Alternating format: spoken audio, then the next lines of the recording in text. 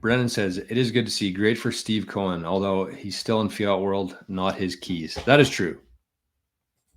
That is true. And that was another thing I was talking about over the week, or another thing I was thinking about over the weekend was how I mean, everybody likes to shit on the ETFs, including myself.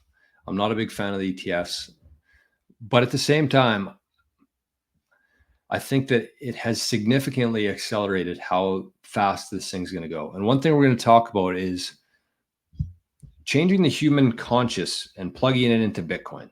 That's what we're talking about today. And things like the ETFs, have really accelerated that. Because if you think about the flip side of this, how would Steve Cohen ever get $77 million worth of Bitcoin without an ETF? He would have to cash out his legacy investments from his holdings. It's probably in real estate, stock market, wherever these guys hold in terms of assets. He would have to cash that out, and he would have to find a way to buy $77 million worth of Bitcoin. That's the first part. So in order to do that, he's not doing that himself, obviously. His fund manager probably isn't doing that himself either. He would have to build an entire team in terms of trying to accumulate $77 million worth of Bitcoin. This is one guy on earth. This is what he would have to go through if he wanted to accumulate $77 million worth of Bitcoin.